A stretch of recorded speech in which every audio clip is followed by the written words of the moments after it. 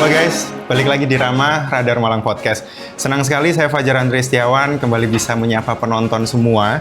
Dan tentu saja masih dalam momen spesial rangkaian Radar Malang Award 2025. Setelah sebelumnya saya banyak ngobrol dengan praktisi hukum dan akademisi, kali ini akan ada nuansa yang berbeda. Karena kita bakal mendengarkan cerita perjuangan yang jarang sekali muncul di ruang publik.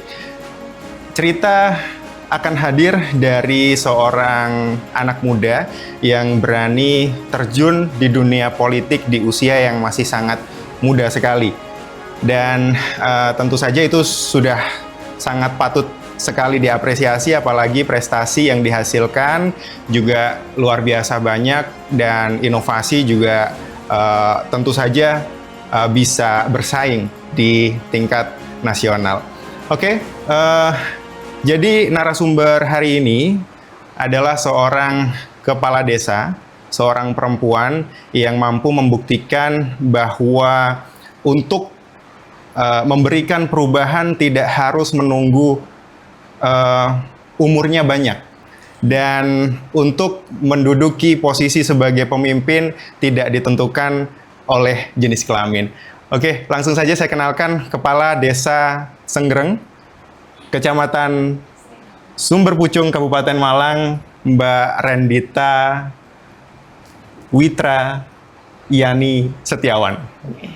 Betul, Mbak? Iya, betul. Betul ya? Oke, selamat siang, Mbak. Selamat siang. Sehat, bahagia. Alhamdulillah. Iya. Ya. Saya baca profilnya luar biasa. Jadi 3 tahun menjabat sebagai kepala desa, inovasinya sudah banyak sekali dan prestasinya juga sudah luar biasa. Ya. Jadi nanti kita bakalan ngobrol banyak dan tentu saja penonton Rama Podcast, Mbak Rendita ini nanti akan mendapatkan penghargaan Radar Malang Award pada 26 November nanti. Karena memang tentu saja ketika melihat profilnya tadi, prestasinya luar biasa, inovasinya juga sangat bersaing, dan itu nanti kita akan bahas itu lebih panjang di podcast ini. Oke, saya pertanyaan pertama Mbak Rendita. Mbak Rendita muncul sebagai sosok muda di dunia politik meskipun skalanya skala kecil di masyarakat desa. Itu di tengah banyaknya perbincangan bahwa minimnya partisipasi anak-anak muda di bidang politik begitu. Nah, apa yang mendorong dan sejak kapan persisnya Mbak Rendita muncul keinginan untuk bisa nyemplung dalam dunia politik praktis ini? Iya, terima kasih sebelumnya. Saya cukup senang anak-anak muda bisa ikut serta dalam mengambil jabatan politik atau ruang-ruang publik. Karena apa? Banyak sekarang anak muda juga cukup banyak yang menduduki posisi ruang publik.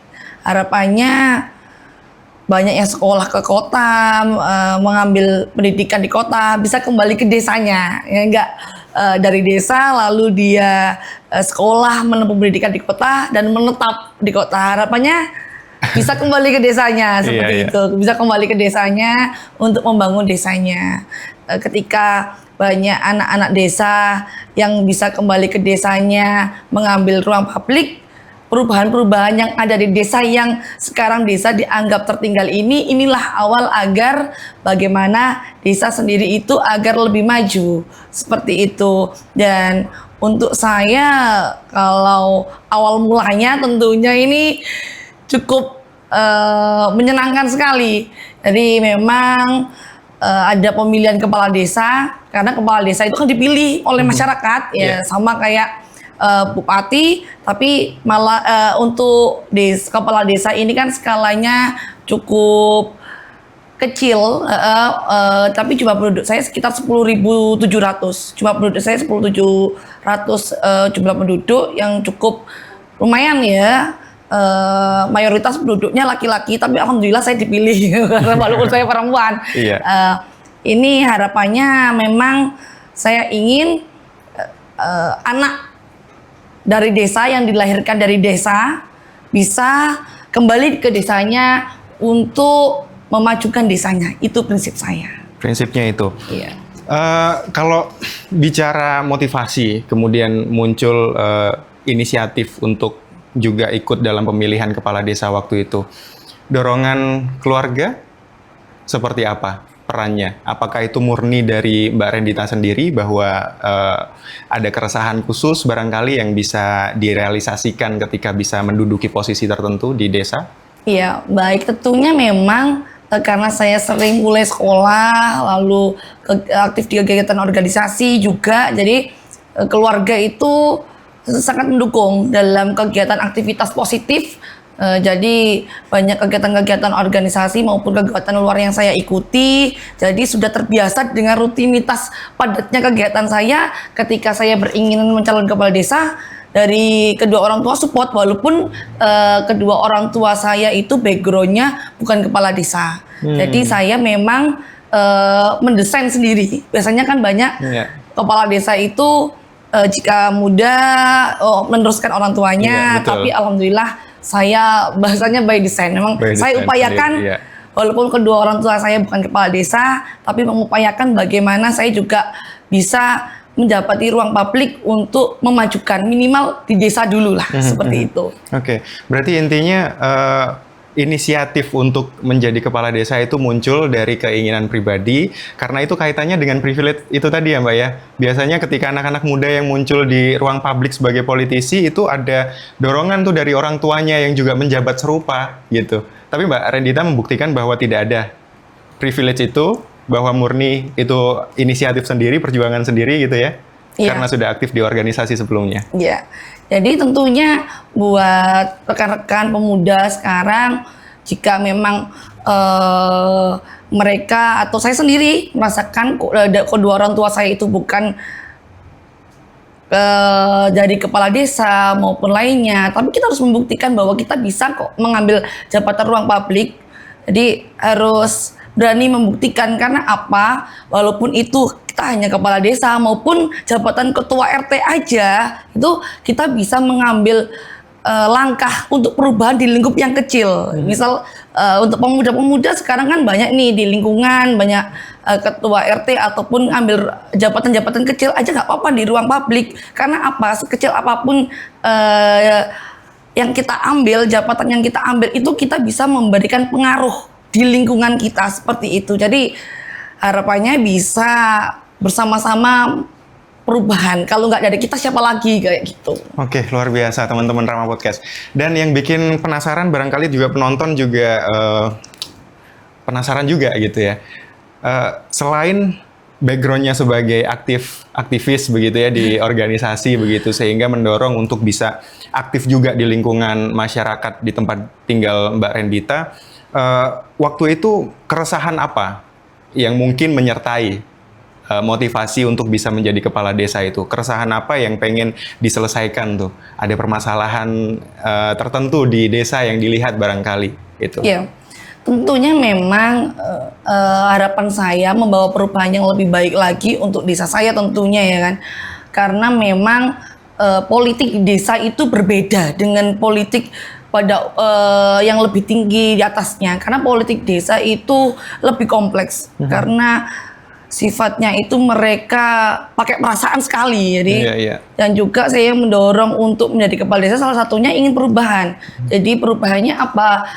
Di desa saya harus makin sejahtera, mulai dari pendidikannya, saya harus anak-anak itu harus tuntas pendidikannya, jadi wajib pendidikan 12 tahun itu wajib. Kami upayakan, kami juga bekerja sama dengan beberapa universitas agar anak-anak di desa kami itu bisa lulus sarjana.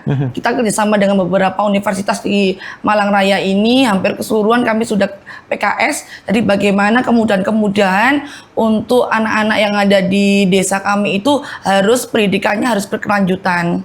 Untuk tingkat kemiskinan, harapan kami ini harus kita hilangkan. Kemarin kami juga melakukan rumah layak huni. Kami itu tuntas untuk rumah layak huni. 100% jadi, ya, tidak ada. 100%. Kami sudah dibantu oleh Pemkab maupun gotong royong masyarakat. Alhamdulillah desa kami sekarang sudah tuntas untuk rumah layak huni. Dan juga di bidang kesehatan, hampir anggaran kami itu dana desa dengan sekarang dana desa yang cukup lah itu 40% saya pakai untuk kesehatan. Karena apa? Karena kesehatan itu sangat penting. Semua peran, semua aktivitas yang lainnya dipengaruhi oleh kesehatan di masyarakat. Jadi kesehatan itu juga cukup penting untuk menjadi fokus kami. Gitu. Saya punya visi dan misi, yaitu visi saya menjadikan Desa Saenggereng menjadi desa yang sejahtera dan mandiri. Alhamdulillah di 2022 kemarin kami mendapat predikat Desa Mandiri. Itu awal di Kabupaten Malang, Desa Mandiri itu salah satunya di Desa Saenggereng seperti itu. Oke, keren sekali. Penonton Rama Podcast, yang jelas sebagai informasi ya, Mbak Rendita ini mengawali jabatannya sebagai kepala desa itu di usia 28 tahun. Ya. Nah, itu seringkali membuat kita bertanya-tanya tuh, 28 tahun 27 tuh. sih. 27 ya, karena memang aturannya kepala desa kan 25.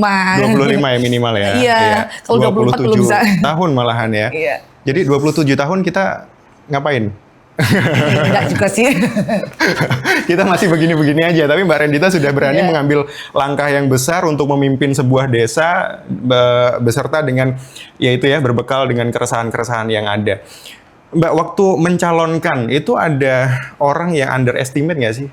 Meragukan ini anak muda. Ya kadang memang di satu sisi anak muda memang diandalkan untuk bisa memberikan perubahan besar karena powernya masih oke, idealismenya oke gitu. Tapi di sisi lain ketika berhadapan dengan para senior gitu ya, itu ini anak muda bisa apa? Pengalamannya apa? Bisa berani maju sebagai kepala desa? Ada nggak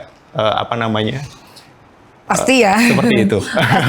pastinya waktu saya akan menyalonkan kepala desa, mungkin ini anak muda nih yakin bisa, karena kan identik kepala desa itu dipimpin oleh orang-orang dewasa, bukan orang tua ya. Orang-orang dewasa.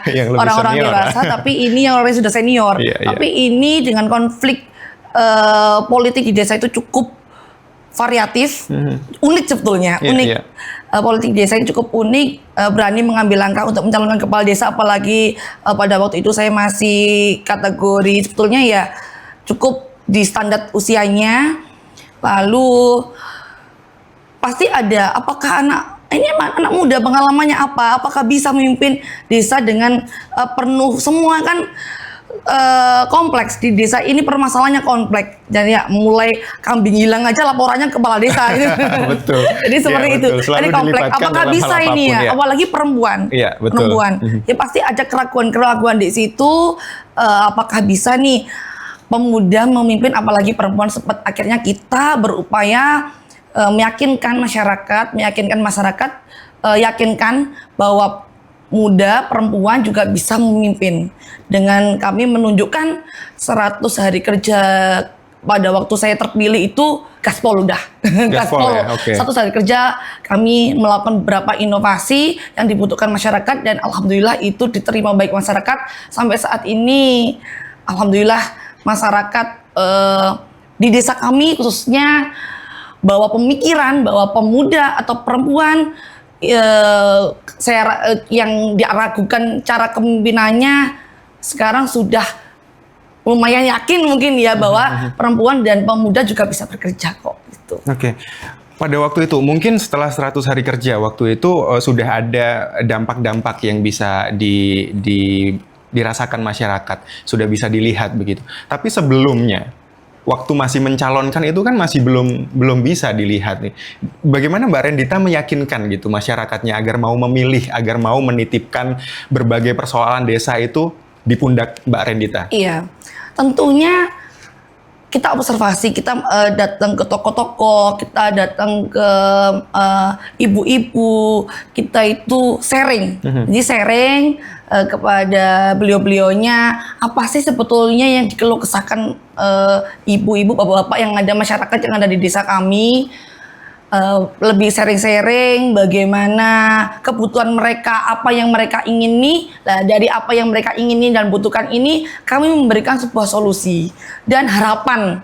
Dan tujuan kami sampaikan, kalau memang permasalahannya itu, nanti kami akan upayakan. Ketika kami sudah jadi, kami berupaya apa yang diinginkan oleh ibu maupun masyarakat, bapak yang ada di desa kami itu bisa kami wujudkan seperti itu.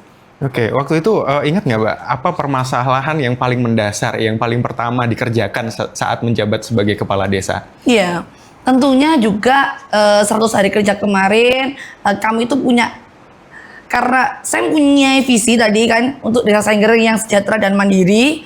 Alhamdulillah untuk mandirinya kita sudah memenuhi. Kita background ke misi. Saya itu punya misi, 5 misi ini. Alhamdulillah kelimanya sudah di 3 tahun ini sudah saya lakukan. Maksudnya ada sudah mumpuni, ada perubahan dari 5 misi saya itu. Khususnya juga di bidang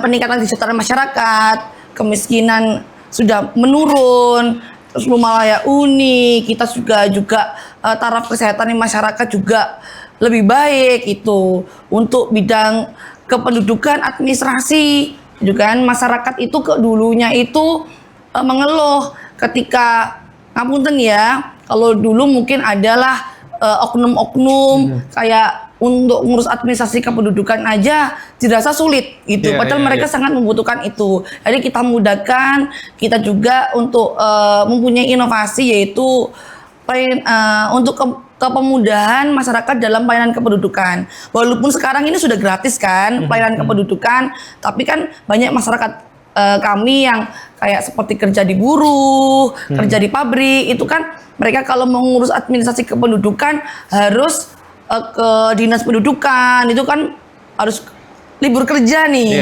Jadi kita nyamankan bagaimana pelayanan ini kita mudahkan, mereka nggak perlu datang ke kantor desa. Kita yang datang ke rumah dan nantinya kalau sudah selesai yuk kita antarkan. Itu namanya inovasi pecel tempe mendoan. Pecel tempe mendoan. Iya, pelayanan cepat tanpa meninggalkan kerjauan. Oh gitu. Singkatan, bukan pecel. Kalau di Nganjuk kan juga terkenal pecelnya. Iya betul, pecel. Tapi kalau kami itu pecel tempe mendoan, itu pelayanan cepat tanpa meninggalkan kerjauan. Jadi masyarakat kita nyamankan, jemput bola, kita ketika membutuhkan kependudukan kita ambil, kita hantarkan juga. Juga kita sudah tuntas KIA maupun akte kelahiran anak. Karena apa? Secara berkala kita melakukan datang jemput bola ke PAUD, TK maupun ke sekolahan. Manakala anak-anak yang belum punya KIA maupun akte kelahiran, ya kita datangi ke sekolahan untuk kita selesaikan administrasinya. Karena kita percepatan untuk kependudukan seperti itu cukup menyenangkan buat masyarakat seperti itu. Iya. Jadi itu ya mungkin salah satu ciri dari anak-anak muda itu nggak mau ribet sekarang. Nah makanya itu juga direalisasikan dalam bentuk inovasi-inovasi yang bisa memudahkan masyarakat seperti pecel tempe mendoan tadi itu kan orang yang seharusnya butuh mengurus administrasi tertentu yang kerja di luar desa atau di luar kecamatannya tidak perlu lagi cuti ya untuk datang ke kantor karena sudah ada layanan yang bisa menjemput kebutuhan pengurusan administrasi itu dan ketika selesai juga bisa diantarkan. Nah itu luar biasa. Mbak Rendita, mungkin ini kesempatan yang diberikan kepada anak muda. Mungkin Mbak Rendita menjadi salah satu representasinya gitu. Tentu kesempatan ini menjadi sebuah penghargaan dari masyarakat, tetapi juga di satu sisi akan menjadi beban gitu.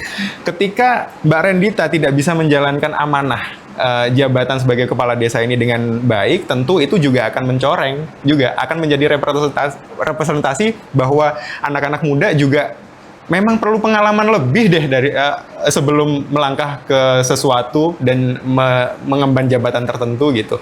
Nah itu memaknai bahwa ini sebuah amanah dan sekaligus beban karena menjadi representasi anak-anak muda. Seperti apa Mbak Rendita? Iya, tentunya saat saya terpilih, tentunya ini suatu amanah. Saya harus mewakafkan diri, tenaga dan pikiran untuk desa saya.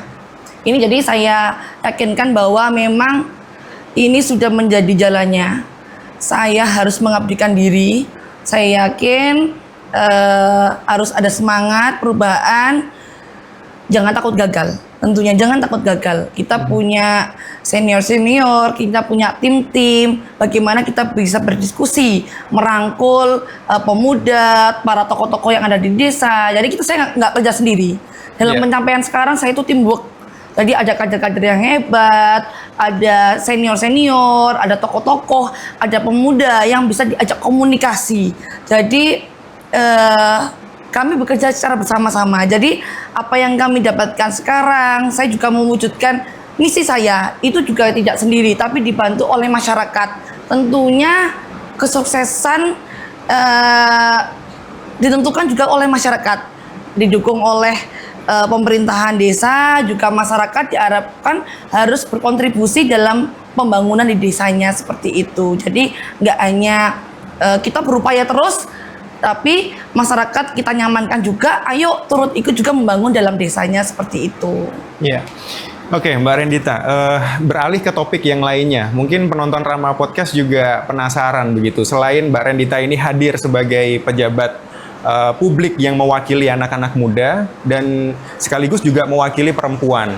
Karena memang keberadaan perempuan di ruang-ruang publik yang menduduki posisi-posisi penting kepemimpinan begitu kan masih belum banyak, dan sekarang pun persentasenya kan juga masih 20% gitu kan daripada laki-laki begitu. Nah ini kan terus ditingkatkan. Nah itu juga dorongan itu kan tidak bisa hanya dicontohkan, tetapi harus juga diciptakan dari dalam diri sendiri begitu. Mbak Rendita kalau memahami fenomena ini untuk bisa menjadi kekuatan untuk sesama perempuan begitu, seperti apa? Cukup itu ya, menyenangkan sebetulnya. Saya itu letak kebahagiaan. Awalnya dulu kan kalau pemuda ini kan masih kadang ada mood-moodnya gitu kan ya. Iya. Tapi kali ini ketika saya bisa menduduki jabatan kepala desa yang diberi amanah menjadi kepala desa ini, ketika menolong orang itu bahagianya di situ. Bangganya di situ. Iya, bahagianya. Bahagianya Jadi di situ. letak bahagia saya itu menolong orang jadinya, Mas. Menolong orang. Jadi itu baru saya rasakan ketika saya menjabat menjadi kepala desa, itu rasanya itu yang saya alami. Jadi salah satu letak kebahagiaan itu ketika kita bisa menolong orang lain. Iya. Jadi tidak hanya memaknai kebahagiaan itu kaya, kebahagiaan itu punya harta banyak kan ya, tapi menolong orang itu suatu kebahagiaan atau kekayaan yang nggak bisa ternilai itu. Jadi harapanku ketika saya mengabdi untuk masyarakat ini bisa menolong sesama, dan di situ bisa kita merasakan kebahagiaannya seperti itu. Oke. Mbak Rendita, saya perlu tanya ini karena perlu dijelaskan begitu ya. Sekarang kan semuanya didorong, anak-anak muda harus tampil, anak-anak muda harus memimpin dan harus berani gitu. Nah, ketika sudah ada beberapa anak muda yang berhasil mendapatkan kesempatan dan kepercayaan itu, sekarang Mbak Rendita 3 tahun ya sudah berjalan menjabat sebagai kepala desa, tentu bisa merasakan ketika dulu dipimpin dan sekarang memimpin gitu. Bedanya pemimpin muda dengan pemimpin yang lebih senior itu apa, Mbak Rendita?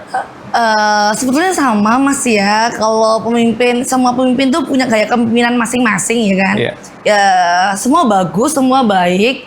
Tapi kalau saya merasakan anak muda ini semangatnya, Mas. Semangatnya. Iya, semangat ingin perubahan terus-menerus. Ketika kita sudah mencapai A, kita berhasil, kita ingin melangkah mencapai B. Selalu nggak puas ya? Tertantang terus. Tertantang untuk, mungkin ya, tertantang, lebih tertantang. Jadi kita lebih tertantang untuk melakukan gebrakan-gebrakan atau inovasi-inovasi yang dirasa ini cukup membantu untuk masyarakat, maupun ini adalah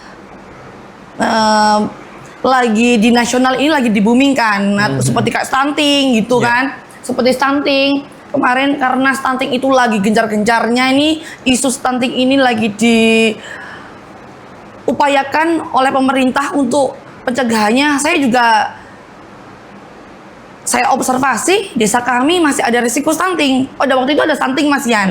Akhirnya saya melakukan inovasi, menciptakan bersama teman-teman, kami menciptakan yang namanya Simudin, yaitu sistem mencegah stunting dini. Jadi stunting dicegah dari hulu sebelum pernikahan. Iya, kalau Simudin itu singkatan sebetulnya. Kalau di desa kami itu Pak Mudin itu orang yang nikahkan Iya, betul. Nikahkan, Iya. ngawinkan orang kan. Jadi kita singkat namanya SIKMUDIN, yaitu sistem mencegah stunting dini. Oke. Jadi kita berupaya pencegahan stunting ini dari hulu. Jadi sebelum pernikahan. Jadi inovasi SIKMUDIN ini ketika masyarakat calon pengantin khususnya yang mau menikahkan dirinya untuk menikah datang ke Pak Mudin. Pak Mudin ini langsung membroadcast melalui sistem tadi, di broadcast ke kader namanya tim pemburu stunting, one kader one RT. Pemburu ya? Iya, kader pemburu stunting. Pakai Pemburu, unik jaket sekali. nih, punya sendiri jaketnya. Jadi punya jaket namanya Iya. tim pemburu stunting. Dia pemburu stunting. Jadi kita ketika calon pengantin datang ke Pak Mudin, saat mendaftarkan pernikahan itu, Pak Mudin broadcast beritahu kadernya bahwa ada yang mau menikah. Nah, ini tugasnya kader datangi nih ke calon pengantin. Oh, didatangi dari rumah ke rumah berarti ya? Iya, yang calon pengantin jadi oleh kadernya tadi pemburu stunting datangi ke rumah, diedukasi sebelum pernikahan, Oke. sampai nanti dia hamil dalam pantauan kadernya tadi, sampai anaknya lahir, sampai anaknya balita pun kader pemburu stunting ini punya tugas agar pernikahan yang akan menikah ini tidak memunculkan stunting baru, Tidak dicegah memunculkan sebelum potensi baru pernikahan itu ya. seperti itu. Kami masih ada resiko stunting. Harapannya ini saya kira ini zero stunting. Zero stunting. Zero stunting, iya. Oke, dari sekian banyak capaian yang sudah berhasil dilampaui atau diraih begitu, goals nanti ini kan periode masih berjalan terus, kemudian nanti di akhir periode jabatannya itu apa? Goals apa yang ingin benar-benar diraih sebagai tujuan besar dalam jabatan sebagai kepala desa ini? Iya, tentunya sebenarnya kita ini desa ini kalau penghargaan, perlombaan, kita kan mengikuti seperti itu karena ini sebagai ukuran apakah kita ini sudah bekerja maksimal. Alhamdulillah kemarin kami mendapat juara 1 kampung keluarga berkualitas tingkat nasional.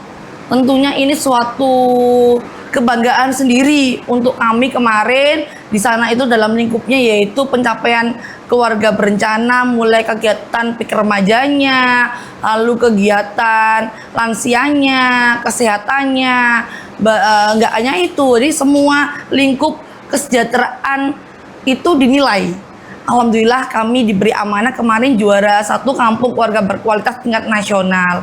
Harapannya apa ke depan? Mempertahankan ini kan juga ekstra, ya kan? Terus bagaimana menyelaraskan program-program yang ada di pemerintahan pusat agar sampai di desa itu dengan baik. Kita selain kita menciptakan inovasi sendiri untuk mempermudah masyarakat sesuai dengan kebutuhan yang ada di desanya, dan juga program-program seperti Indonesia Emas 2045 ini kita harapkan. Jadi kita mempersiapkannya terus dengan cara juga kemarin kita menciptakan pemuda penggerak anti narkoba. Setiap lingkungan, setiap RT itu ada 2 pemuda penggerak. Jadi kalau mau mencegah narkoba ini kan kalau kita yang datangi ini kan mereka takut kan. Jadi kita tarik nih kepala-kepala suku atau kepala pemudanya di setiap daerah, di setiap lingkungannya untuk menjadi pemuda penggerak anti narkoba, biar si pemuda-pemuda ini kenakalan di pemuda atau kenakalan di remaja ini bisa diatasi dengan temennya sendiri. Iya, Oke, penonton Rama Podcast, saya ingat betul tadi Mbak Rendita menyampaikan bahwa yang beda dari pemimpin muda itu adalah semangatnya. Jadi ketika sudah berhasil menaklukkan satu rintangan tertentu itu, jiwanya akan tertantang untuk bisa menyelesaikan permasalahan-permasalahan yang selanjutnya. Mbak Rendita, pertanyaan terakhir ini boleh dijawab, boleh tidak, ya. Jadi ketika anak muda sudah berhasil mendapatkan kesempatan di jabatan tertentu, dan dalam hal ini Mbak Rendita sebagai kepala desa, kalau misalkan periode sudah selesai, akan lanjut maju sebagai kepala desa atau ada rencana lain? Boleh dijawab, boleh tidak, Mbak? Alhamdulillah saya diberi amanah ya. Tentunya saya terus ingin, kalau diizinkan, saya terus ingin mengabdi untuk nusa dan bangsa, apapun itu, jabatan apapun itu, tidak hanya untuk saya aja, untuk seluruh pemuda yang di luar sana. Selalu ada kesempatan untuk mengambil jabatan di ruang publik apapun, ambil saja. Karena apa? Karena dari situlah kita, dari pengambil kebijakan itulah kita bisa mengambil sebuah perubahan. Kalau nggak dari kita, dari siapa saja? Kalau nggak dari kita, dari siapa lagi? Jadi harapannya apapun jabatan publik, sekecil apapun jabatan itu, ambil saja. Karena perubahan itu dari kita. Seperti itu. Mungkin karena itu tadi bisa menolong orang, bisa membantu orang itu candu ya Mbak ya. jadi kebahagiaan tersendiri gitu, jadi kepuasan tersendiri. Oke, penonton Rama Podcast, barangkali itu yang bisa kita obrolkan terkait peran anak muda di perpolitikan desa gitu ya. Dan tentu saja peran-peran anak muda lainnya di bidang apapun bisa terus diharapkan dan diandalkan, dan semoga jabatan sebagai kepala desa oleh Mbak Rendita ini bisa menjadi langkah awal untuk bisa menjadi seorang public figure yang lebih berdampak dan bisa membantu banyak orang. Dan tentu saja obrolan hari ini semoga bisa memberikan inspirasi bagi teman-teman yang menonton semua. Dan akhirnya saya Fajar Andri Setiawan, sampai ketemu di episode selanjutnya.